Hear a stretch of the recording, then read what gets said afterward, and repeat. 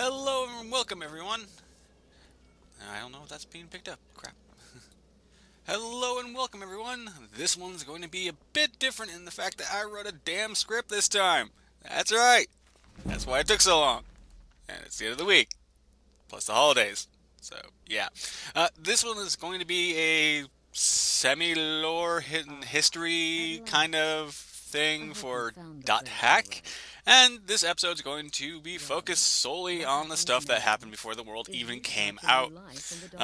So I know that there are going to be a lot I'm not going to go over, and it has mostly to do with the stuff that happened in .hack Epitaph of the Twilight, because I don't have Epitaph of the Twilight. I can't even find it anywhere. I don't even think it was released in English, to be honest with you. So I'm just going to pretend like that didn't even happen. So, yeah, my bad. So, now let's get started. And, of course, by the end of the 20th century, the internet was created. So we have that, at least, still in common with the world for .hack. In the beginning of the 21st century, however, the internet becomes more popular as classified government information becomes harder to conceal and easier to obtain, as hackers continue to be an issue and cybercrimes increase.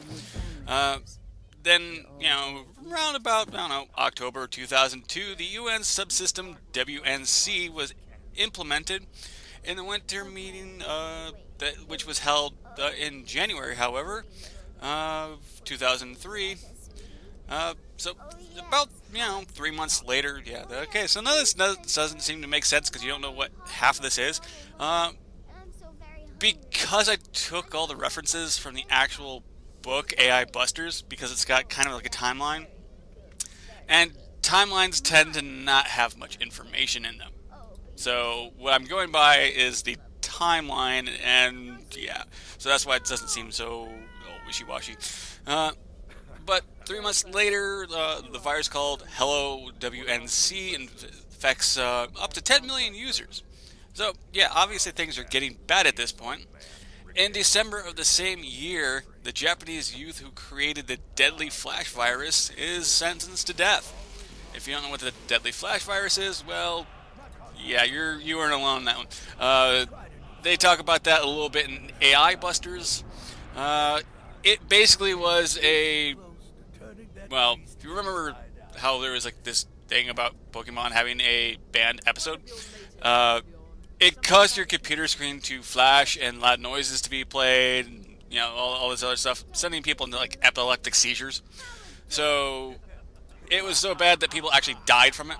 So it was considered as a major crime.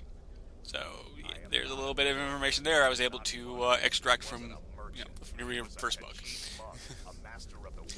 And in April 2004, at the spring meeting for the WNC, it passed the following bills: research and the research of new viruses, technical security development, aid, and strengthening reinforced penalties for regulations of net crimes. In August, the writer of the net poem, The Epitaph of Twilight, Emma Willian, dies, and the epitaph is lost. It is not completed. So whatever she had written, it goes bye-bye. At about that time, the same time, the website that she was hosting the Epitaph of Twilight also got shut down because nobody was paying the bill. So pretty much at that point. At this point, I'm going to actually just skip over to another thing. I just wanted to, show that things were actually in like an escalation fashion, with viruses and hackers and things like that, making things worse and worse. So, in December 24th, 2005, there was about 77 minutes in which the world pretty much almost ended. I mean by that is the Pluto's Kiss virus had basically shut down the internet, network, and communication systems across the entire world. The U.S. nuclear missile silos, you know, the ones that are supposed to be like retaliation things, start counting down, thinking that Washington D.C. was destroyed. It stopped because, you know, the connection was reestablished because, you know, 77 minutes was the length of time it took for things to actually be reconnected. And the one that was responsible was a 10-year-old from Los Angeles. Yeah. Suck on that, LA.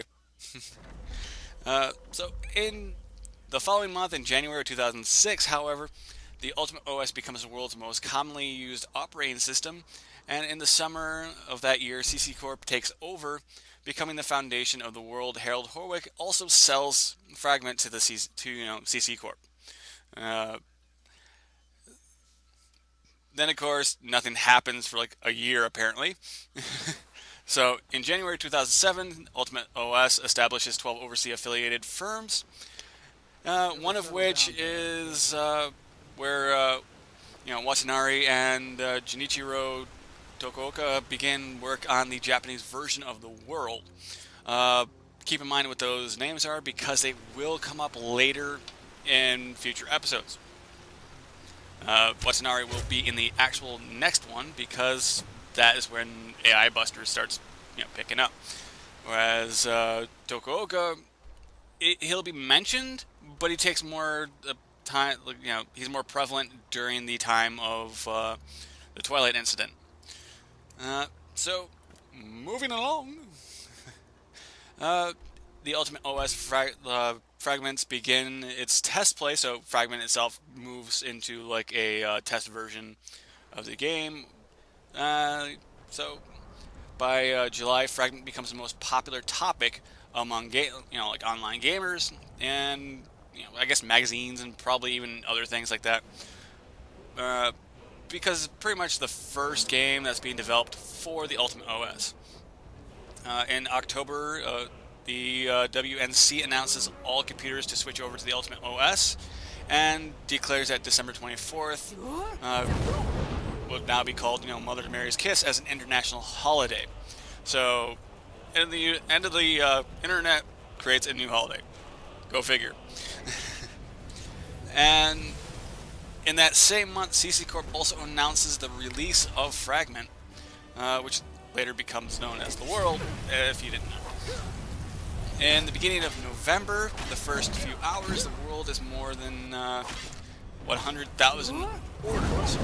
And by the end of the month, CC Corp denies rumors that the World is based on, is going to be like discontinued. For some reason, people like to spread rumors about games being canceled before they're even released for some stupid reason. I don't get that. But on the release of the World, it is downloaded over 1 million times in the first few hours of the first day, which kind of shows just the popularity of the game in that particular world. Hopefully, this really quick oversight, or not, I shouldn't really say oversight, it's more like a really quick review or whatever you want to call it, I don't really know, of the history of the world can be of some, I don't know what to say, some grounds of what you might want to understand that shows up later. So, I really don't know how well I did this, so let me know in the comment section. Like, I really don't care if you put, it was horrible, don't do it again. I really don't, because I honestly don't know what I'm going to be doing with this. Like, going to the future, because I didn't even go by the script. Literally, like, I was reading it, and then I went, that doesn't sound right. Well, take care, everybody, and, well, maybe next week I'll have, like, a better episode.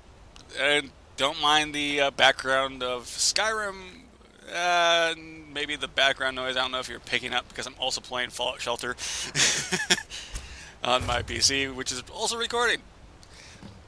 So, take care. Bye.